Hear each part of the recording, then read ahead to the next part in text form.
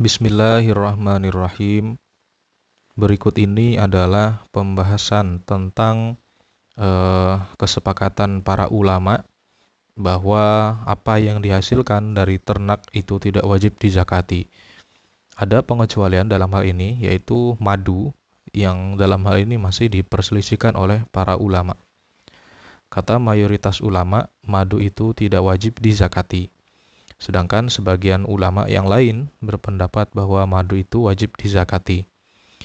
Nah, yang menimbulkan terjadinya perbedaan pendapat di antara para ulama dalam masalah tersebut adalah perbedaan mereka di dalam menilai sahih atau tidaknya hadis yang menjelaskan tentang hal tersebut.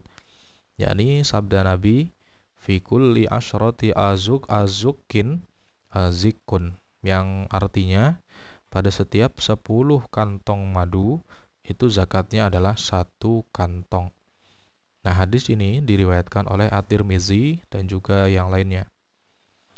Perihal tanaman yang diperselisihkan oleh para ulama setelah mereka bersepakat atas 4 jenis tanaman yang harus dizakati dan yang telah disebutkan, sebagian para ulama itu berpendapat bahwa yang wajib dizakati itu hanya 4 itu saja. Inilah pendapat yang diikuti oleh Ibnu Abu Layla, kemudian Sufyan Tsauri, dan Ibnu Al-Mubarak. Di antara mereka berpendapat bahwa yang wajib dizakati adalah seluruh hasil tanaman yang dapat disimpan lama dan itu menjadi makanan pokok. Demikian pendapat yang dianut oleh Imam Malik dan Imam Asy-Syafi'i. Dan di antara mereka juga ada yang berpendapat bahwa semua hasil bumi itu wajib dizakati, kecuali rumput, kayu bakar, dan bambu. Demikian pendapat yang diikuti oleh Imam Abu Hanifah.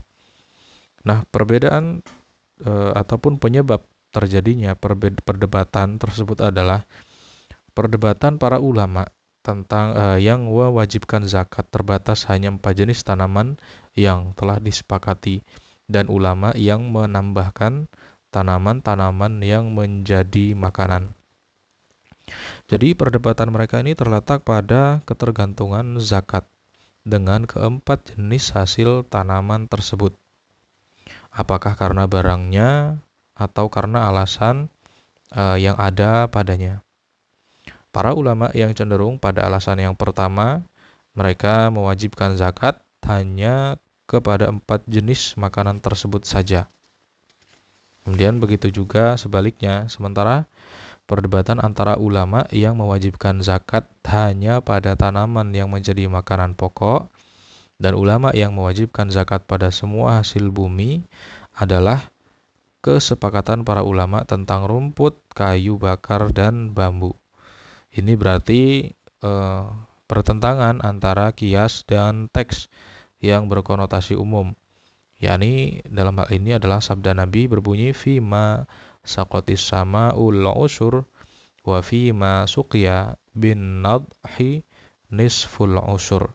Yang artinya bahwa untuk tanaman itu diairi dengan air hujan, maka zakatnya adalah 10%.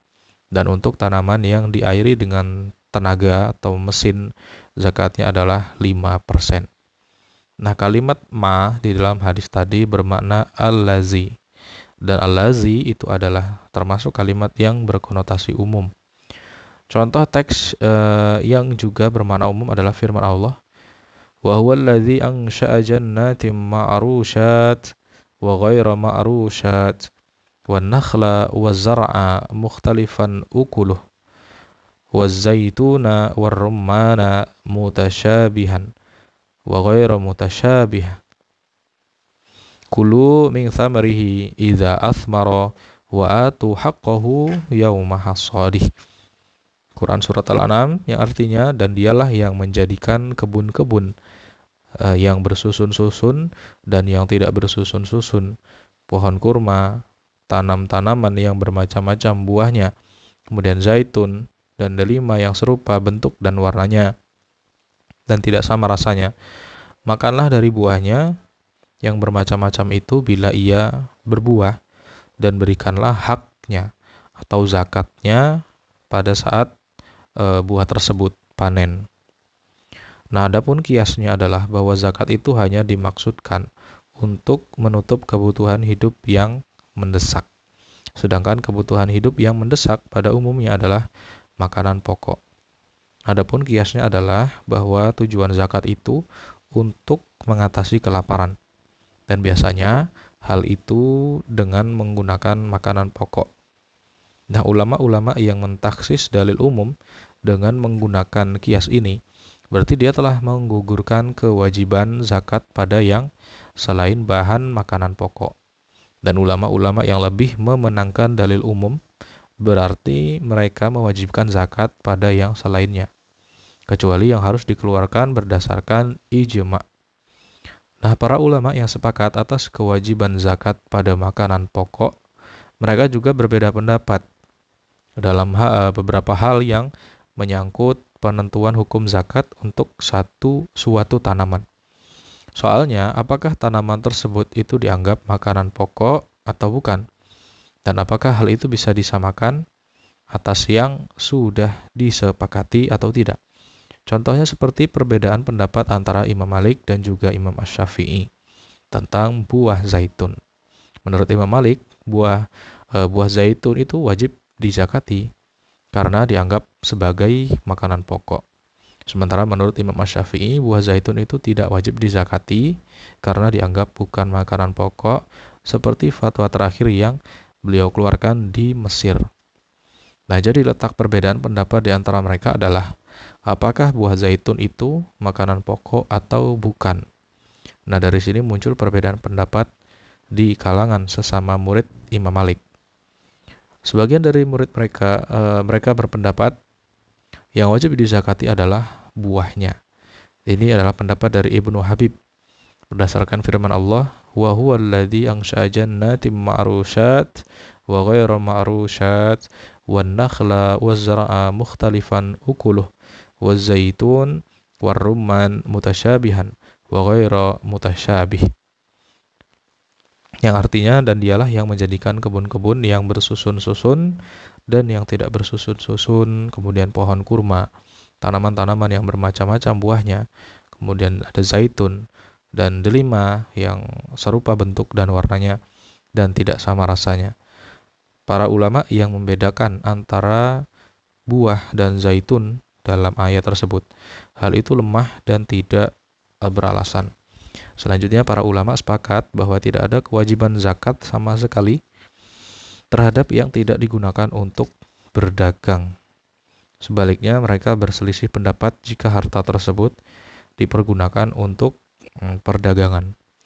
Para ulama ahli fikih mewajibkannya. Sebaliknya, ulama-ulama dari kalangan mazhab Zahiri tidak mewajibkannya. Nah, perbedaan pendapat tersebut disebabkan oleh perbedaan persepsi mereka soal kewajiban dengan menggunakan kias dan juga di dalam menilai sahih tidaknya hadis dari Samurah bin Jundub. Sungguhnya berkata, karena Rasulullah ya'muruna an nukhrijaz zakah mimma na'udduhu lil bai'. Ya, artinya Rasulullah menyuruh kami untuk mengeluarkan zakat harta benda yang dianggap sebagai barang dagangan. Dan juga dalam menilai sahih dan tidaknya sebuah hadis dari Rasulullah, sesungguhnya beliau bersabda, tunaikanlah zakat gandum itu. Adapun kias yang dibuat pergunakan sebagai dasar oleh mayoritas ulama adalah bahwa harta benda yang dipergunakan untuk perdagangan adalah harta yang memang dimaksudkan untuk dikembangkan. Jadi statusnya sama dengan 3 jenis harta yang berdasarkan kesepakatan para ulama wajib dizakati. Ketiga jenis harta tersebut adalah hasil ladang, kemudian ternak, dan logam emas perak. Kata At-Tohawi, kewajiban zakat terhadap harta non-mata uang adalah berdasarkan riwayat dari Umar dan Ibnu Umar yang tidak ditentang oleh sahabat-sahabat lainnya. Tetapi ada sebagian ulama yang menganggap bahwa hal seperti itu adalah kesepakatan dari para sahabat.